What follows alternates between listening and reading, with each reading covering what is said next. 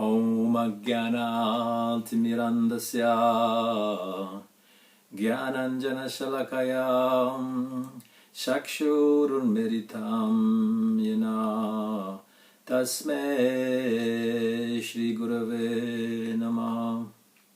Gurave Gurachandraya Radhikaye Tadalaye Krishnaya Krishna Bhaktaya Tadbhaktaya Namo Namaha. Reading from Brahma Sutra, Vedanta Sutra.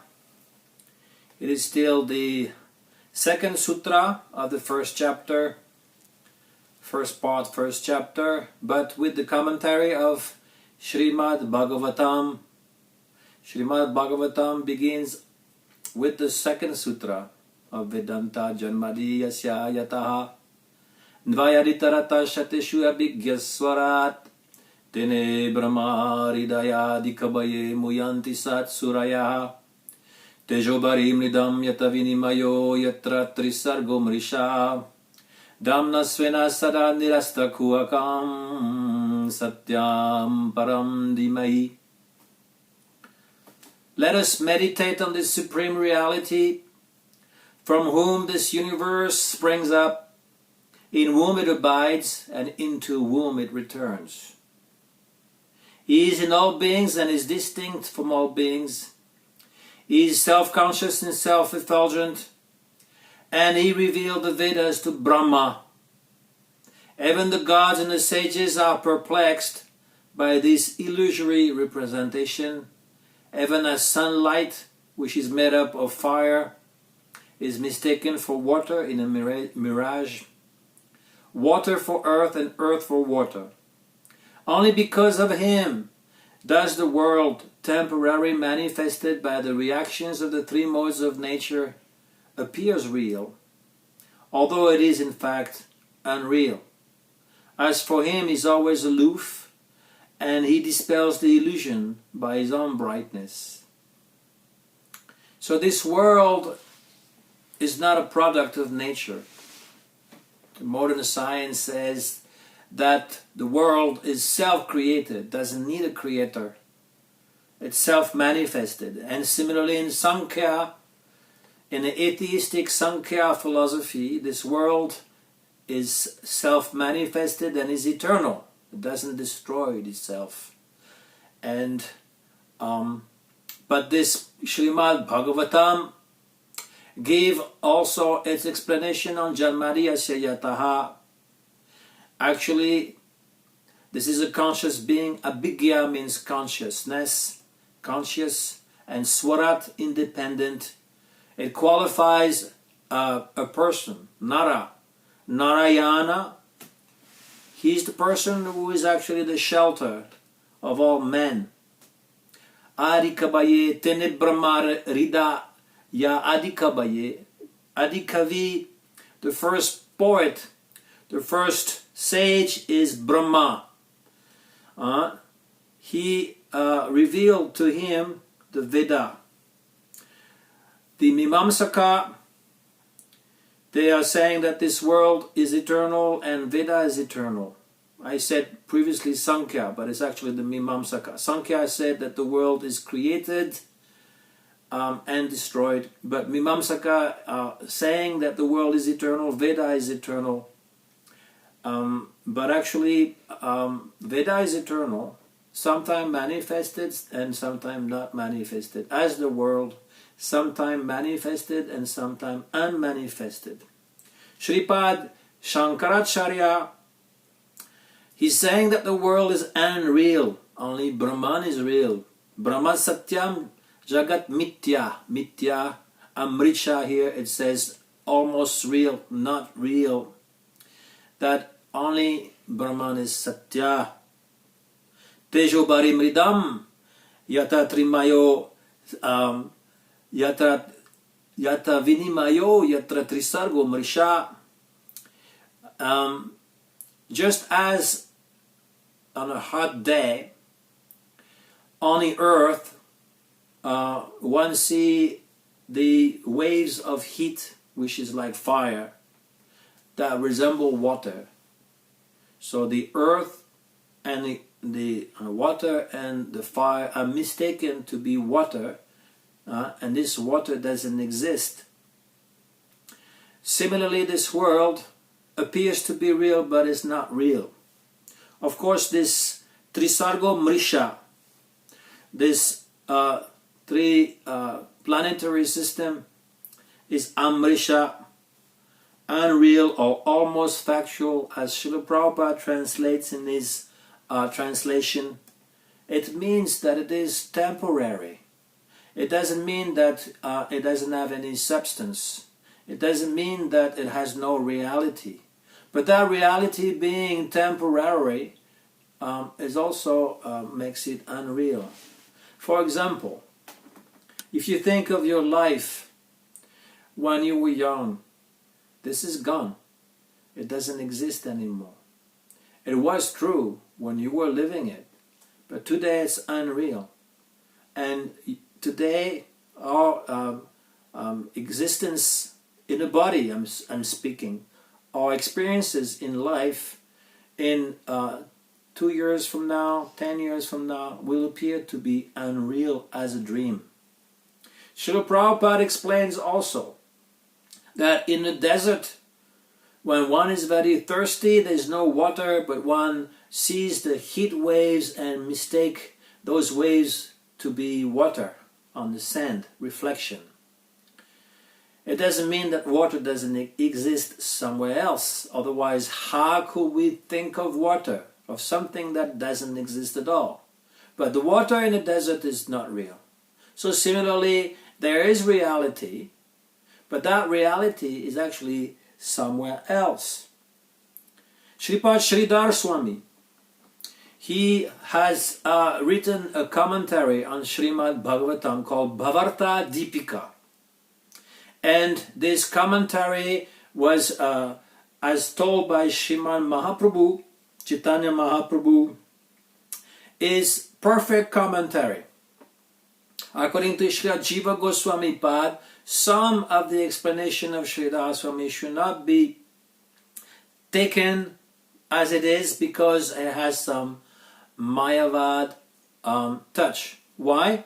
Because Sridhar Swami, he was also preaching to the Shankaritos of Shankaracharya obedience, so he wanted also to attract them to bhakti. So he had this, sometime he had this commentary that seems to be Mayavad.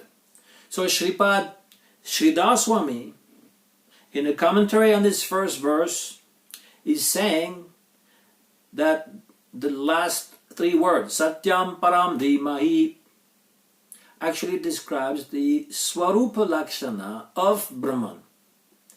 And Janmadi, asya, yatah, the first three words in this verse of Srimad Bhagavatam, describe the Tatashta Lakshana. We have seen this last time. This is exactly what Sripad Shankaracharya is saying. He's saying that Janmadi, asya, yatah is not the real definition of Brahman.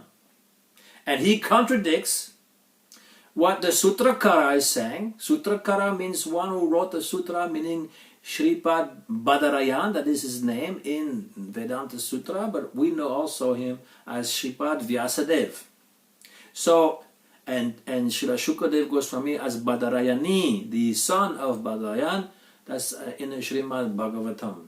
Anyway, Sripad Shankaracharya right from the beginning saying that actually Srila Vyasadeva has not given the right definition of Brahman. Because the real definition of Brahman is Satyam Jnanam Anantam. So we know that he's misleading his followers. He's misleading his followers because Sripad Vedavyas, he has written Janmadi asya yatah following Atato Brahma Jigyasa. Now is the time to inquire about Brahman. What is Brahman? He's the creator, the maintainer, the destroyer of this universe. So therefore, this is the right definition that he has given. But Srimad Bhagavatam, in the commentary of Sridhar Swami, he's saying like Sripad Shankaracharya that Satyam Param Dhimahi is actually the real definition of Brahman. And Janmadi asya yatah is a secondary definition of Brahman. In Vedanta terminology, this is called Swarupa Lakshana, the Swarup, the real form, internal form, the characteristic, Lakshana, or the Tatashta mean marginal. So is he giving Mayavad interpretation? Actually, no. Srila Jiva Goswami Pad agrees with Sridhar Swami that in this verse, Satyam Param Dhimahi not only gives the right definition of Brahman, but is actually akin to the Gayatri Mantra. This is what Sripad Sridhar Swami is saying. This is what Srila Jiva Goswami Pad is writing also, that Satyam Param Dhimahi. We also have Dhimahi in the Brahma Gayatri. It ends with Dhimahi, and also it has Bhurbhuva Swaha, the three planetary system, Trisarga. And he says that Srimad Bhagavatam is an explanation of Gayatri Mantra. There's also a commentary on Vedanta Sutra, Janmadi asya yatah. Yes. Why is it called Tatata Lakshana by Srila Jiva Goswami Pad? Because Brahman is above this material world. And it creates this world. Yes, we are in this world. We have to understand this. But it's also beyond. But that doesn't mean that this world is false. And that doesn't mean that he's not actually the creator and maintainer and the destroyer. And it doesn't mean that there's a higher Brahman who is above and a lower Brahman who is below. When Vishnu expands, everything comes from Krishna. Krishna is avatari. Everything comes from him, the Vishnu. So when the Vishnu expands himself, all the different Vishnu forms are the same. They're not higher or lower. Sometimes they manifest more qualities, more of pastimes. This is the difference. But actually it's all Vishnu Tattva. So there's not like higher Brahman or lower Brahman. This conception actually means Brahma. Yes, Brahma. Sometimes it's called Karya Brahma. The manifested Brahman. And he's a demigod. He's the highest God in the material universe, the creator. He's a secondary creator. So we may say, yes, this is a lower kind of Brahman. But actually this is also wrong. Because, Brahman is describing the absolute. So we are part of that absolute. But more detail is Paramatma. Paramatma is pervading everywhere. And we come from Paramatma. Jiva soul come from Paramatma. And above is Bhagavan. Who is Bhagavan? Krishna's too. Bhagavan Swayam. Srimad Bhagavatam is saying that the real Bhagavan is Krishna. This is the purpose of Srimad Bhagavatam, who begins with Janmadi asya yatah and explain Nirasta Kuakam. First of all, Muyanti Yat Surayaha. Even the gods and the sages like Brahma and others are bewildered by Maya. They do not know this Brahman, this Paramatma, this Bhagavan. Muyanti Yat Suraya. Sura means God, but also can mean a sage. So they cannot understand who is Krishna, who is actually he's full of light, and Nirasta Kuhakam, this light is dispelling the darkness of Maya. Satyam Param Dhimahi, because he is the truth. Why this material world true? Because truth is in it. The world is dead. The world is dead matter. But when Mahavishnu enters as Paramatma, then this whole world becomes alive. He's the universal form, and we also enter into different bodies. And when the soul is in the body, it animates the body, then it is alive. So Satyam is given to matter because Satyam is from God. Without Satyam, this entire world, of course, is Amrisha, almost real. It doesn't really exist. When my soul leaves the body, when myself leaves the body is dead. It cannot act on its own. This is the understanding that Krishna is the Supreme Brahman. Now Srila Visvanath Chakravarti Thakur, reading the commentaries of previous Acharya, because this is how it is done. No Vaishnav Acharya is giving a new commentary without consulting all the different previous commentaries. So Srila Visvanath Chakravarti Thakur, he has read Sridhar Swami commentary, then he has read Srila Jiva Goswami, he has read also the Vaishnav Toshani of Srila Sanatana Goswami Pad, and he came up with 5 different translations of this first verse, 5 different explanations. The first one is pretty much like what we read, and there are different kinds. One kind is very interesting because it describes the highest rasa. It is very rasic. So Srila Visvanath Chakravarti Thakur, in one of this, I think it's the 4th commentary, he is saying, let us meditate, Dhimahi, on Krishna Param Satyam, from which appears the highest and original rasa, Adi Rasa. Srila Prabhupada is writing in the commentary of this first verse of Bhagavatam that Janmadi asya, Janmadi Adi means Adiras, and Srila Visvanath Chakravarti Thakur has described this Adiras, the origin of the world, is rasa lila. By meeting Sambhoga and separation Viprarambha, which is a way of saying Anvaya, and Itarata, this is a way to saying this is one thing and this is another. By meeting and separation, Janmadi asya yatah Anvayat Itarata, then this God Krishna is omniscient. Even though he's omniscient, he wants to experience this highest rasa, and he's fully independent. He wants still to taste this rasa. He inspired Bharat Muni. Bharat Muni, he wrote this poetry and theater explaining all the rasa tattva. And in the 5th translation, actually, Srila Visvanath Chakravarti Thakur is saying that Adikabaye means Rupa Goswami. Shri Rupa Goswami is Adikavi, the original poet. Here, in this translation, is saying Bharata Muni, because this Bharat Muni is explaining the Madhurya Ras to those who can understand, because many poets are confused. Muyanti Yat Suraya. Many, even Rasa Tattvit poet, they are confused about this Madhurya Ras. So he's explaining this. Bharat Muni, and especially Rupa Goswami, he's explaining this Rasa Tattva. And he gives 3 types of literally meanings: Dvani, Guna, Alankar. These are in poetry. Different explanation, different ways. There's different way of tasting a verse. And Alankara means ornamentation. Dvani is the literal meaning, and Guna is the quality.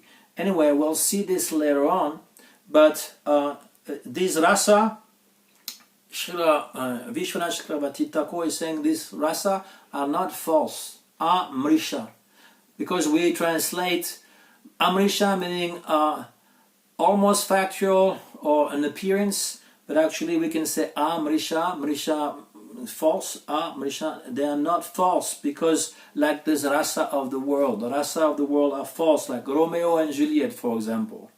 He's giving other heroes from Mahabharata, Nala and Damayanti, for example, or it could be also Shakuntala and King Dushyanta. These are rasa described in Mahabharata, but these rasa are temporary, they are not real, and they are just expressing the real rasa, which is Radha Krishna combined. And he's saying that we can confuse the earth with fire and the fire with the water, because the bodily transformation will be such that there will be heat in the body, and then tears will come, the water will come, and melting of the entire body and the earth. And this is the 4th explanation that Srila Visvanath Chakravarti Thakur is saying. Why is he saying this? Because Srimad Bhagavatam, like Vedanta Sutra, explain the creation, the first creation, sarga, then secondary creation, visarga, then explain the avatar, and explain how Krishna is protecting his devotees, then describes different knowledge to understand this material world.